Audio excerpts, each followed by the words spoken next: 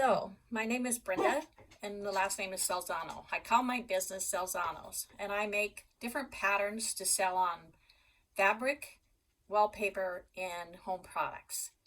Today I wanted to show you one of my do-it-yourself fat quarters. It's a small gift bag.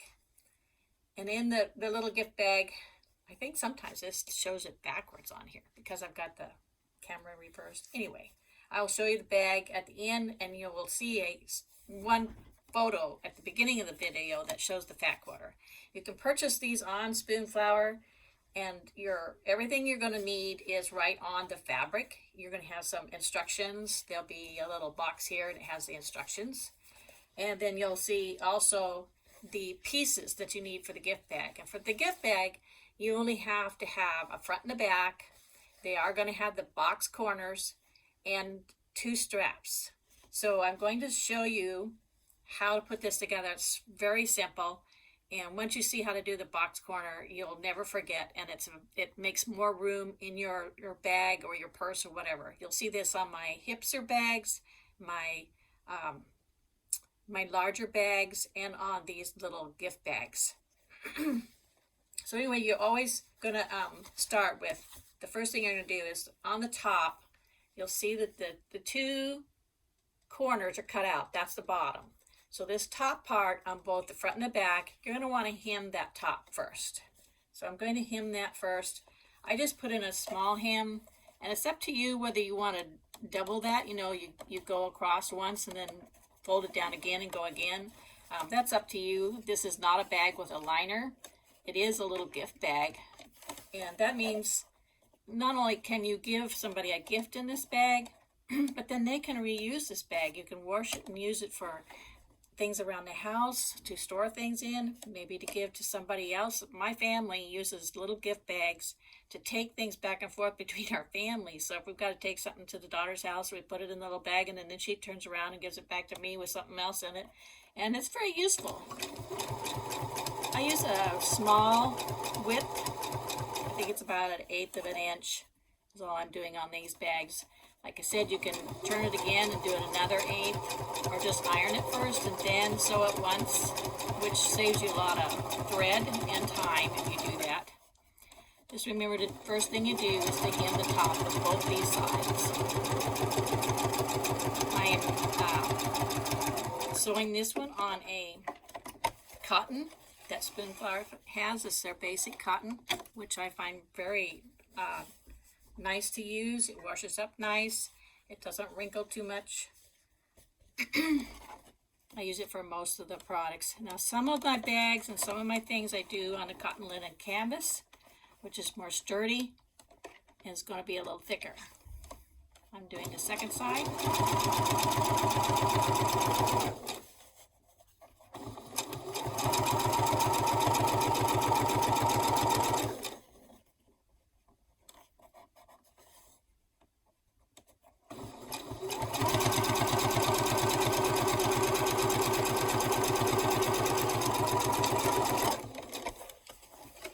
If you're new to sewing, this is a good project for that.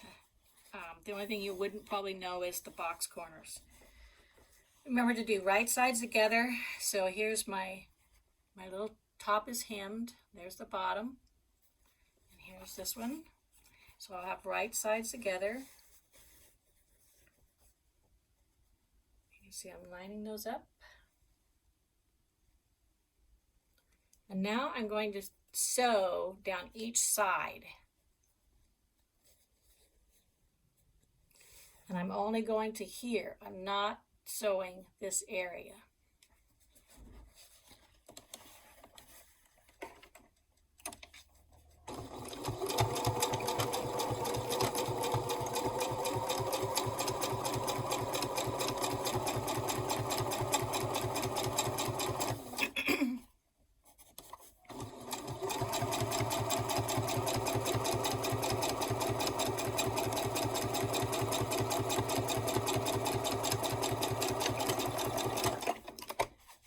I am going to stop before I do the other side. I decided to add my own pocket. Now your fat quarter does not say that you have to put a pocket on these. I'm just doing this because you can, and it's real simple to do. What I did for my pocket is I had some extra because I ordered a little extra fabric, and I put two pieces of the extra fabric together, and I wanted to get a little bit of this top piece, which is part of the dogs, and I just ironed it all the way around the little hem, and I'm going to now just stitch the top part of this pocket because this will be the top. So I folded under those things there, and I'm just going to hem that top part first for the pocket.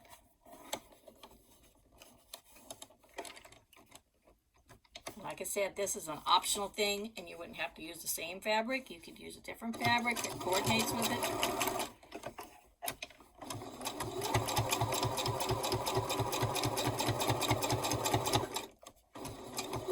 Another fun thing to do on some of the projects, if you do a pocket, is to do it on a coordinated solid or semi-solid fabric, and then do a fancy stitch at the top. That would make it look really pretty and special.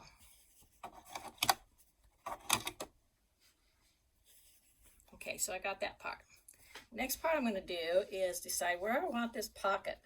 So I'm thinking to do it on the back. Now, what do I want to do it? If I do it on the front, you know, on the outside of the fabric, I'm going to put it on this side. But I could have it as inside pocket, like a little hidden inside pocket that you could have. So I think on this time I'm going to put it on the outside. So I'm just going to kind of line it up to get it where I want it.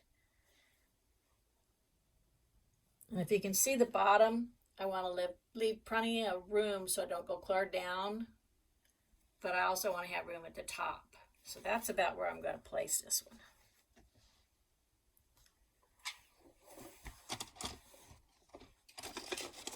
Excuse me while I get a pen here.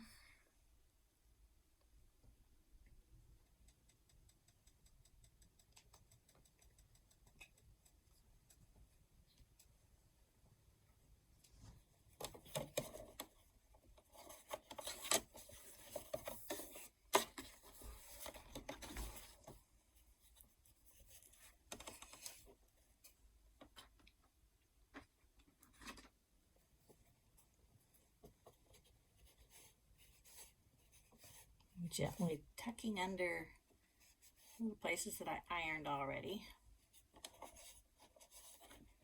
And I'm just going to top stitch all the way around the three sides. Obviously not the top part that we just hemmed, because that's where you want to put stuff in and out. This pocket is big enough that you could put a phone in there, or a card, a small card.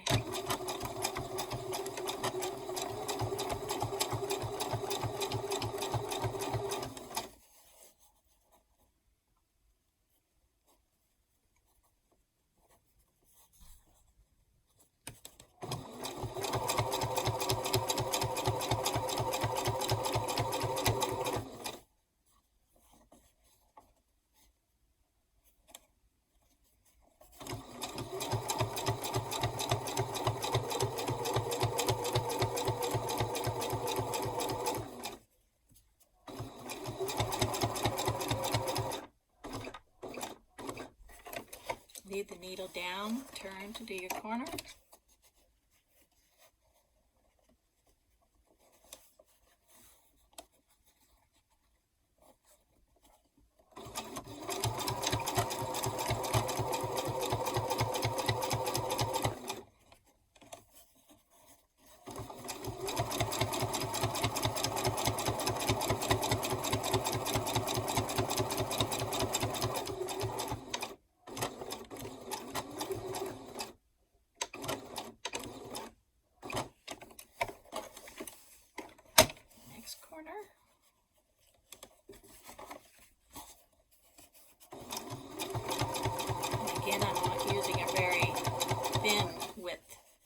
I just barely turned it under. I wanted to get as wide a pocket as I could.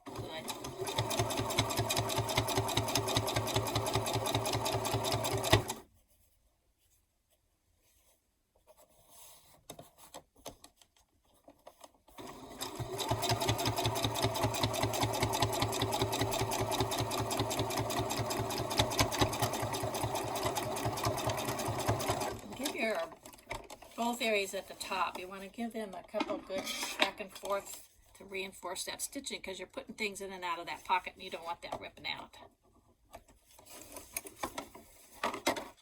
So there's the pocket. You can see there's a little pocket here. All right, it's not perfectly straight. It's okay for the demonstration. I don't want to spend too much time. People get bored if they have to sit around too long. Cutting off some of these loose ends. Now I'm going to continue to do the other side. Now we've already did that side. Now we've added the little pocket, and it's going to be on the outside. Trimming up some loose ends here. Have everything nice and neat. Now I'm going to do this other side. I'm going to put the main hem in it, and then we'll do the box corners. Well, we still have the bottom to do too.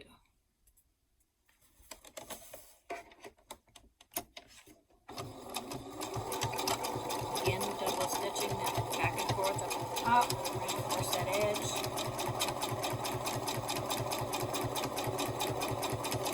It may be easier for beginners to put the straps on before you sew up the sides.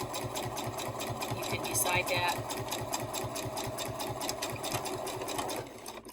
And since I'm not going to show you all of that sewing of the putting on the straps, I will take a moment and show you that you'll have two straps like this, and they're actually wider. You can see here that they're wide, and then I ironed them halfways, and then I fold each side down, and then you fold that inside again. So you have a triple fold there, and it makes it a nice, strong, thin strap. And one will go on one side, and the other will go on the other side, and it'll look like this as handles on there. And you'll just measure those where you want up here on the top. You'll measure so much from the edge and so much from the other edge, and then you'll sew those on. Right now, let's go ahead, and I'm going to do the very bottom now, this part here, and then we'll do the box cover.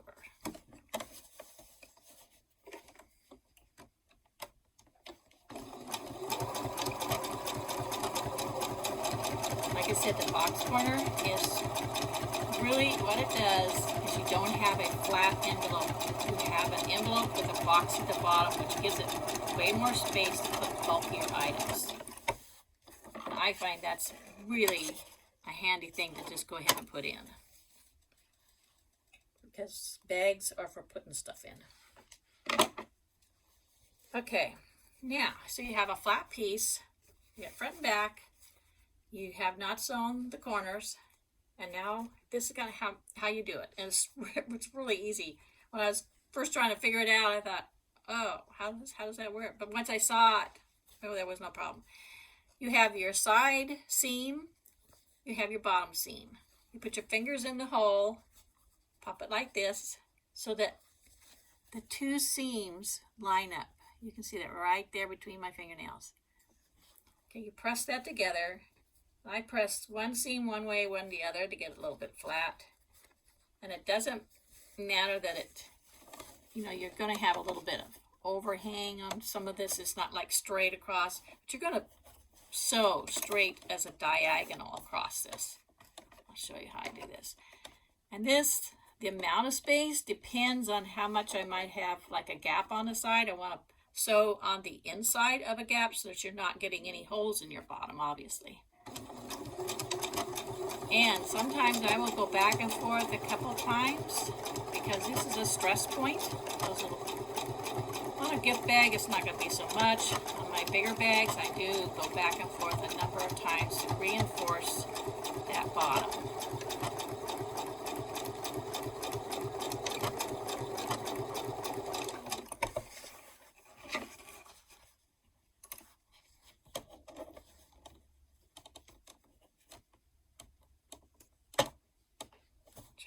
Show you what this looks like.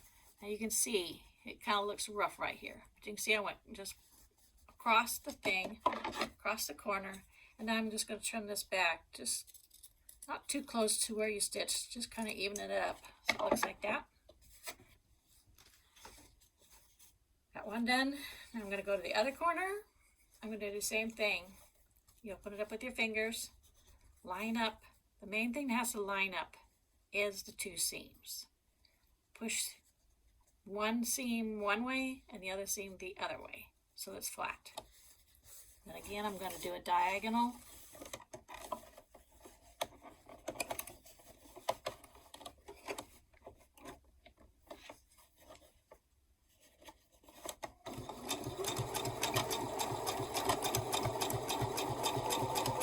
By the way, thank you to all of those people who have given me such nice comments on my designs and said that the videos and writing up how to sew them up was really appreciated. Thank you for that. I've been working hard to make sure that I guess my main goal has been to do things that are for beginner and intermediate people to sew. Something simple that you can get on one fat quarter so you're not having to buy a lot of yardage, and it's a quick project for busy moms or people that like to do a little bit of sewing but they're not into the really professional stuff. So I've trimmed that. We've got both of them done. Now we'll fold this inside out so you can see what this all looks like.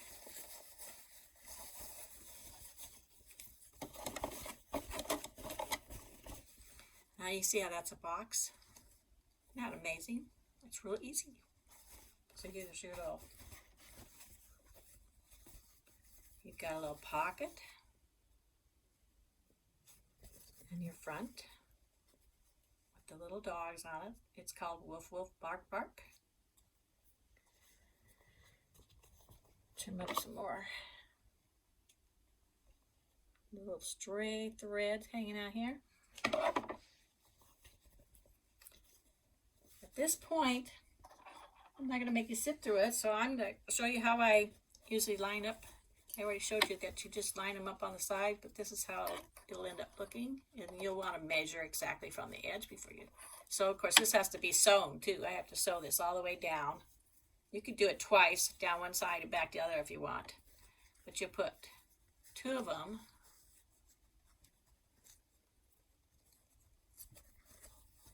so they're like that, and then you're going to sew that down. And when you sew it, just sew down, across, and up, and over. So you make a square, down, and make that nice and firm, and then do the same on the other side, and then you'll have your straps. That's how easy these little bags are.